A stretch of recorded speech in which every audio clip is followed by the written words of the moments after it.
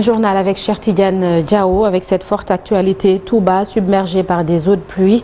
2 personnes ont perdu la vie. Et dans plusieurs quartiers de Touba, dont Kernian, Damatou, Dar Khoudous, Ngiranen, le décor atteste de la forte quantité d'eau enregistrée hier.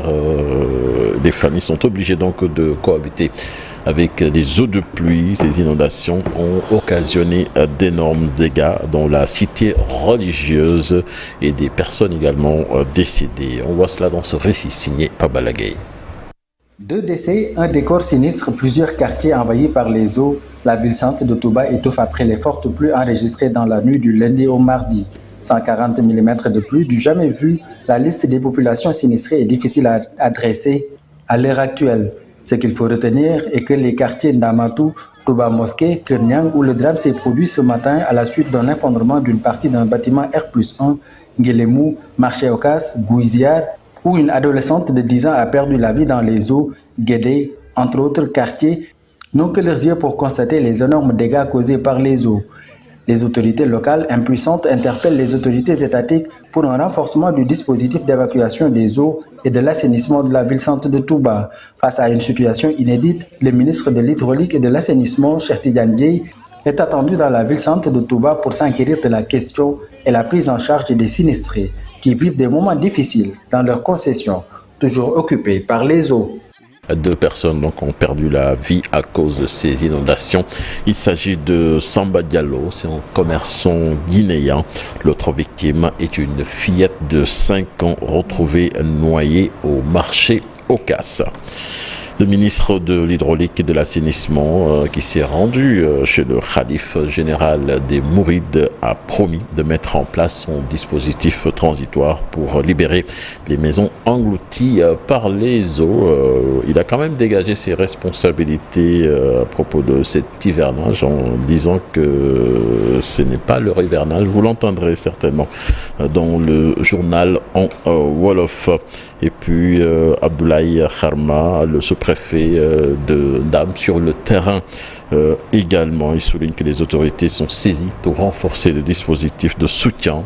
Je vous propose d'écouter des propos recueillis toujours par Pabalagay et Talassamba. C'est vrai que nous avons reçu, dans la nuit du lundi au mardi, nous avons reçu 140,1 mm de pluie en une seule nuit.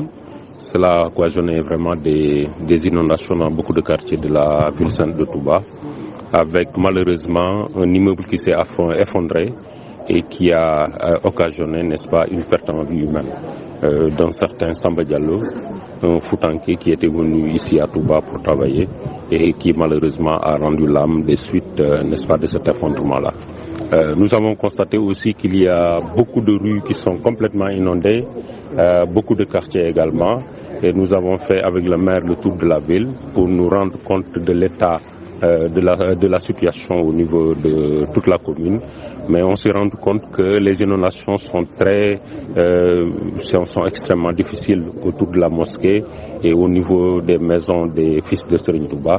Et donc aucune partie de la ville n'est épargnée par ces inondations. Et puis Nata, selon l'ANACIM, des quantités de pluie sont également attendues à Touba ce mercredi, des pluies moindres. Vous avez suivi des explications de Pape Nguer Ndiaye de l'ANACIM. Donc c'était hier dans nos éditions de la journée sur Nata. Et les inondations à Touba et leur lot de désagréments et de morts au menu de l'actu commenté, ce sera tout juste après la revue de presse. Toujours dans l'actualité, 30 candidats à l'immigration irrégulière interceptés à Joal par la brigade territoriale. Une opération réussie par les agents de la brigade territoriale de Joal. On décompte 12 Sénégalais, 12 Guinéens, 4 Gambiens, 2 Maliens selon le chef de la DIFCOM. Hier, une pirogue avec à son bord 74 personnes est arrivée à El Hierro. Selon notre consoeur Marie-Louise Ndiaye, il y avait parmi elles 8 femmes et 5 enfants. Et on poursuit avec le pôle judiciaire financier qui a été installé hier par le ministre de la Justice. L'objectif est de traquer les délinquants financiers, mais en respectant le secret de l'enquête et de l'instruction. Ce pôle devrait être plus adapté pour traquer les criminels financiers à l'échelle internationale. On suit le compte-rendu signé par Faraning et Amadouba. Voici les membres du pôle judiciaire financier. Ces magistrats, installés ce mardi, ont la lourde tâche de traquer les délinquants à caractère financier et de lutter contre les crimes économiques. Une cérémonie présidée par le garde des Sceaux, ministre de la Justice. C'est une réponse aux nombreux défis posés par l'exigence citoyenne de redevabilité, la mondialisation de l'économie, les flux rapides de capitaux, le développement des technologies de l'information et de la communication, ainsi que les multiples réseaux criminels qui ne connaissent pas de frontières et ne sauraient donc être démantelés que par des mécanismes judiciaires adaptés. Une juridiction qui vient à son heure pour la sauvegarde de notre économie, mais dans le respect de la loi, promet le président de la Cour d'appel. Je me contenterai simplement, pour la circonstance et en toute humilité, de leur rappeler ce qu'ils savent déjà bien faire. Appliquer la loi, toute la loi, mais rien que la loi. Et pour cette noble mission, ils disposent des atouts, j'allais dire des outils, dont dispose tout magistrat pour mener à bien et avec bonheur son sacerdoce. C'est quoi? Le serment qui guide et oriente, la conscience qui interpelle et la foi. Foi en Dieu, foi en la justice, foi dans les convictions et foi en l'humain. Le fonctionnement et la composition du PJF ont suivi un processus qui répond en droite ligne avec les conventions ratifiées par le Sénégal. Le procureur général près la Cour suprême assure que les droits de la défense et le secret de l'enquête seront respectés.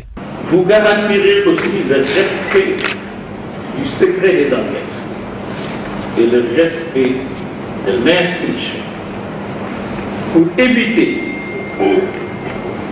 de porter atteinte à l'honorabilité des personnes suspectées, mais toujours présumées innocentes, tant qu'un tribunal compétent et impartial ne les aura pas déclarés coupables sur la base des éléments de preuve apportés et discutés au cours des débats de grâce. Après leur installation, les magistrats du pôle judiciaire financier n'auront pas de temps à perdre avec ces nombreux dossiers qui les attendent dans le cadre de la reddition des comptes.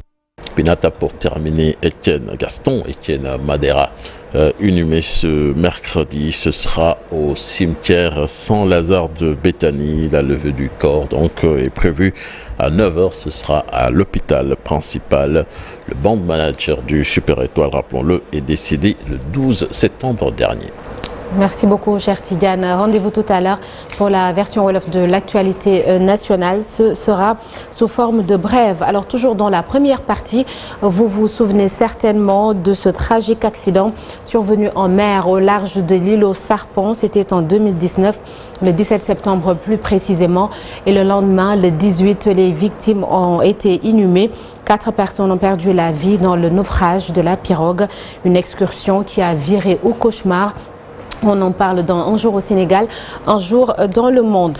Et puis les fortes pluies et avec des morts et des dégâts à Touba, un des quartiers les plus touchés sera au menu de la rubrique De quoi est-il le nom? Nous serons avec Abdoulaye Diop, à suivre également la revue de presse avec Chérif Dia et la météo du jour. Tout de suite, l'actualité internationale.